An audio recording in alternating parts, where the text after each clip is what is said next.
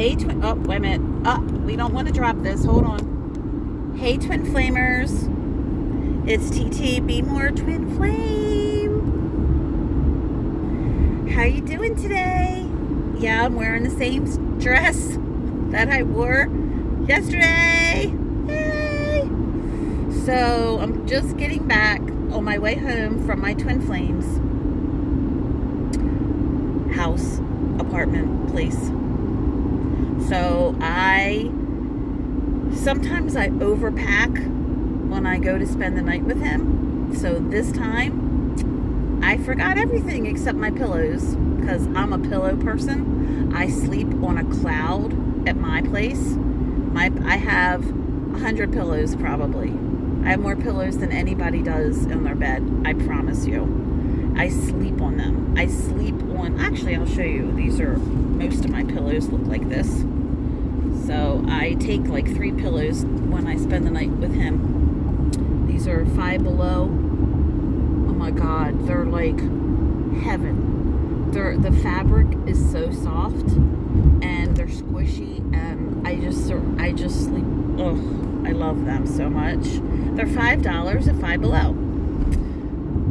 So anyway, I forgot to bring anything else but my pillows. But I'll tell you what I did. Let me just relax and breathe. So I spent a long time with him. We just, sometimes it's a rushed time together because he has things to do. But last night and today was really relaxing. It was really, I'm going to say, natural, organic, authentic. It was like just a nice, smooth, easygoing, relaxing time. We took a nap earlier today. It was just nice. We really snuggled and cuddled. I'm going to tell you that I never felt so close to him. I don't think, as I did the past, 12 hours or whatever. It was nice. There was a lot of snuggling and cuddling, and that was nice. He made me breakfast, he's an amazing cook. Oh my God, it's phenomenal. He said it was Captain Crunch pancakes, whatever. But he has these different, I didn't see the box because I didn't go in the kitchen when he was cooking, but they were like blueberry pancakes. They were yummy. Captain Crunch doesn't have blueberry flavor, so it was one of those cereals, I think, though. The pancakes that have the cereal or whatever. And fried hot dogs and fried eggs.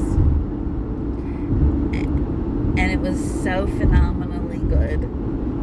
Like, it was a whole vibe. It was a whole mood. It was so Baltimore. And should I say black culture. The only time, soul food, I will say, because it reminded me, I had a grandmother in North Carolina that me and my dad, I guess my sister and my stepmother, but nobody else existed, I don't remember, except my grandmother. But we used to go it was High Point, North Carolina, is where my mom's mom lived. And we would drive all night, and we would get there, like, it was still dark out when we would get there. And as soon as we would get there, she would make breakfast, and she would make this red-eyed gravy and grits, eggs. Oh, I just remember and that's what it reminded me of. My grandmother, her name was Eula May, my grandmother. So I adore the way he cooks. He cooks with such heart and soul. Yeah, I would have never imagined fried hot dog as breakfast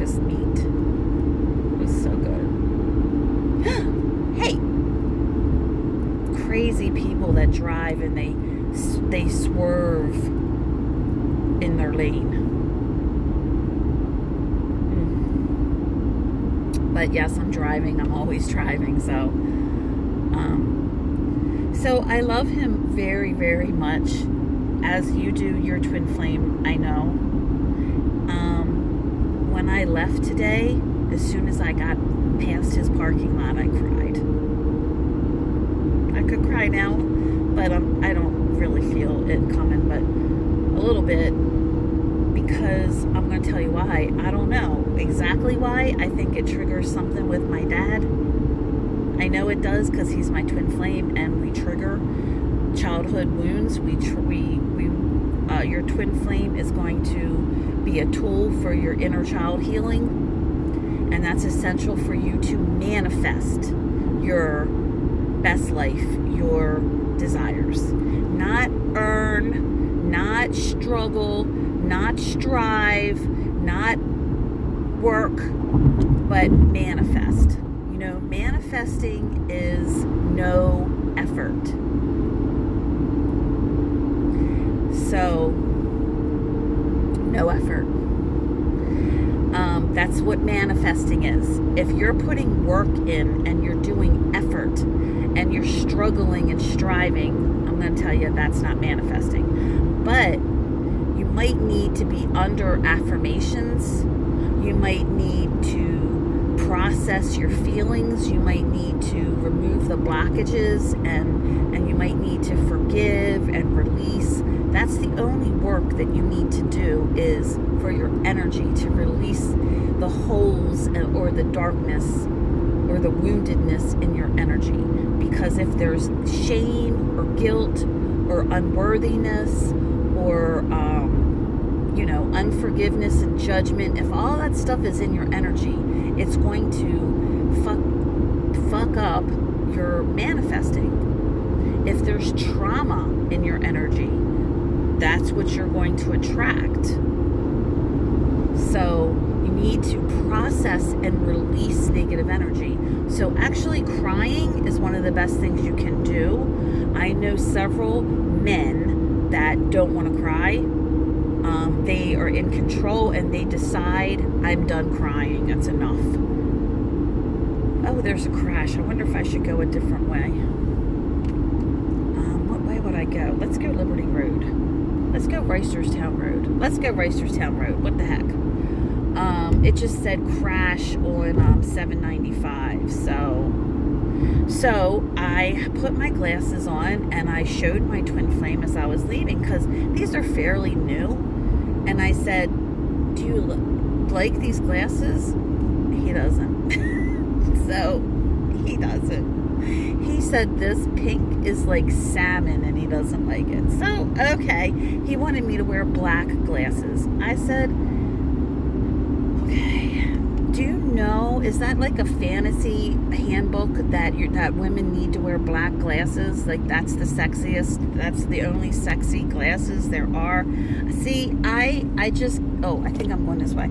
I just don't like doing what everybody else does. I don't like looking the way everybody else does. I'm an original, and I picked these glasses because I don't know. I use the website Vogue Me. They have some funky glasses, so I did just order a new pair. So we'll see how, I just like changing my glasses. And I don't know, I guess it's a fantasy of every guy, a woman in black glasses, but whatever. I don't need to be your fantasy. It's really hot out today. I hate it. I only like the heat and the sun if I'm swimming. So other than that, I have a very low tolerance for it. So hate it. Okay, I'm going to tell you some of the things that we talked about. So I think I cry when I leave. Well, not think, but because I feel really negative, like we're never going to actually be together, that it's not real. Like what I just experienced, the intimacy with him, the closeness with him, that's not real. That's what happens. And it feels like it's just a fantasy. Like this thing, we're talking about fantasies. Oh my God, that sun is beating down. I bought tinting stuff to tint this window. As a Lyft driver, I'm not allowed. Well, this Maryland State inspection, it will not pass inspection with tinted glass windows, which is ridiculous. I only want the tint for the sun. Like, it's too much for me during the day to be driving around while the sun is beating down on me all for hours.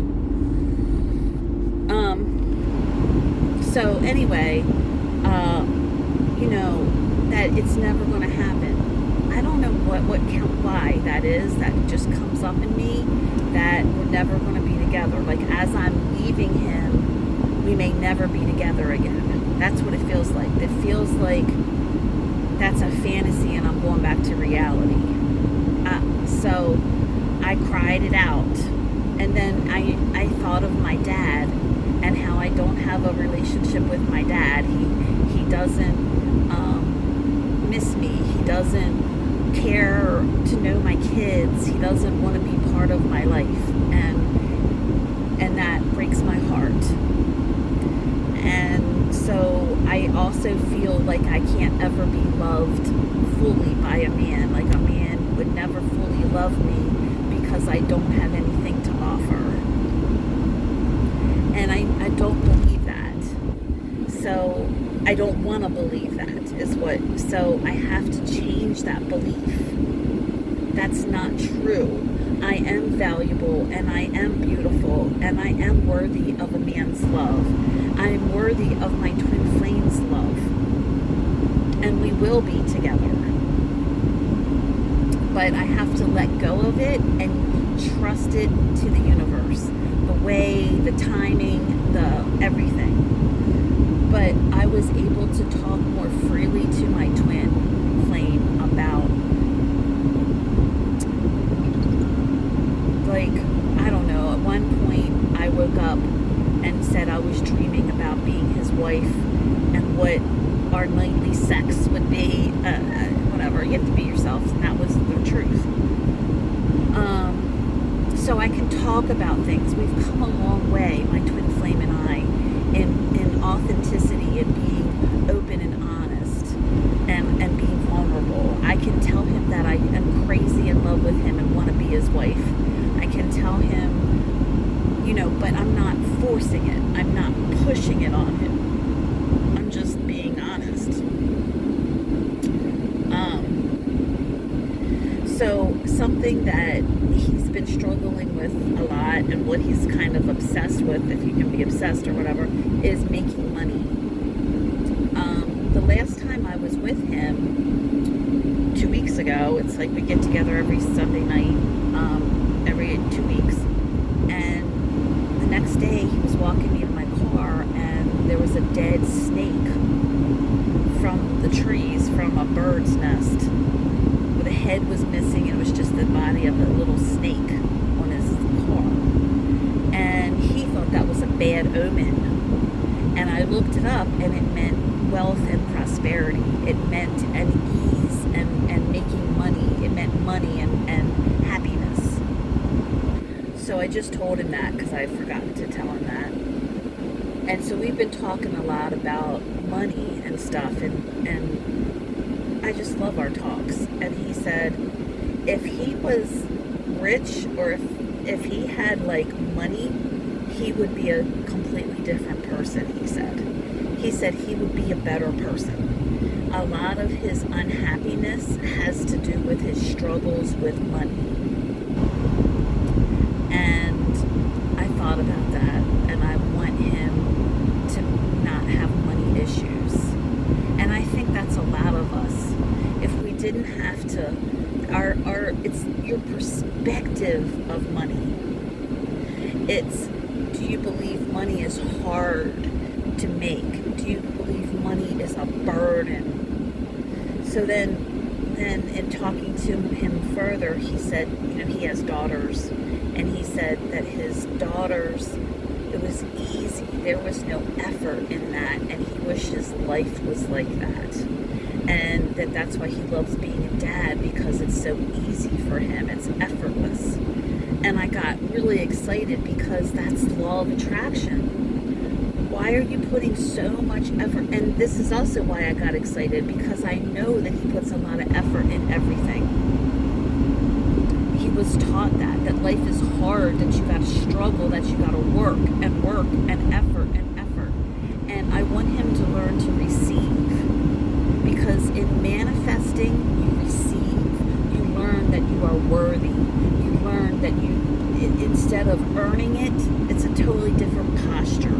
It's one of humility and accepting, allowing, receiving, allowing money to come into your life, allowing love to come into your life. It's opening yourself, opening your heart, being vulnerable, allowing. So I was just this excited to talk about that, because I want my relationship with him to be effortless. I want everything in his life to be effortless. I got him a balloon, and I didn't realize the significance of it, but it said Happy Bee, and it had a B, and it was B-E-E, Day. And at the grocery store, Giant, Westminster, a guy was trying to get my cart, and I was packing up my groceries into my car, and I was telling him, do you know what this B-Day, Happy B-Day, like just being, just be, don't do.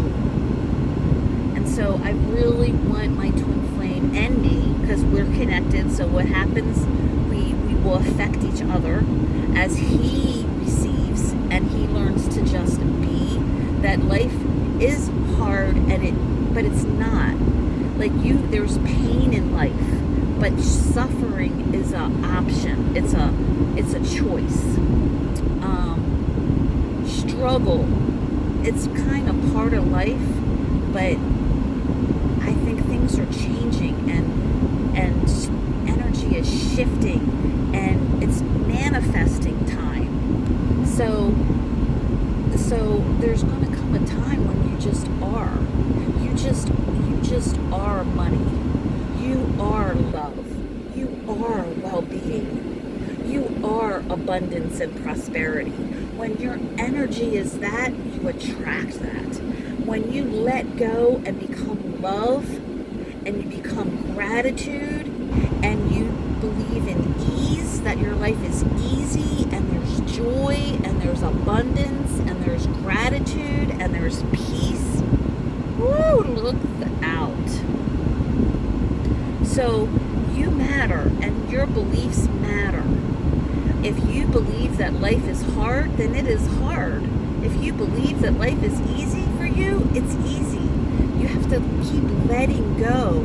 You keep affirming, keep letting go, keep staying open and allowing. So it was a very beneficial time for us to be together, and I believe that the universe is in charge of when we are together, and the universe is in charge of when you are together with your twin flame. And if you just allow, whatever you allow is what the universe will work with.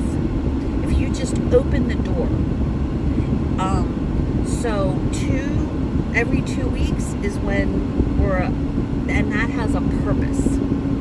So I just am so grateful for my twin flame and our time together, and for what the purpose is, and how much we have grown. I took pictures today. I was so proud that I was able to do that, because I really want pictures, but I was nervous because he didn't want pictures, because he says he's always awkward and uncomfortable in pictures, and they always turn out weird. And it did turn out weird, but that's the fun part of being alive and being you, is there's weirdness. Hello? Stupid bitch. I'm sorry. No, I'm not sorry. This stupid idiot woman was being a total almost asshole, and almost hit me because she doesn't know how to drive, and I was just watching her almost hit me. Okay, excuse me. I'm on 140. I'm on Reisterstown Road. It is totally in my rights and my you know, that I'm doing exactly what I'm supposed to be doing. I'm in the middle of the road, in the lane. I have green lights. Actually, I'm totally doing what I'm supposed to be doing. And she's being the crazy one that almost hits my car. So, whatever. But I'm so grateful for how we've evolved.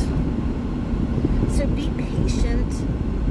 Cry your tears that you need to cry. Don't be ashamed.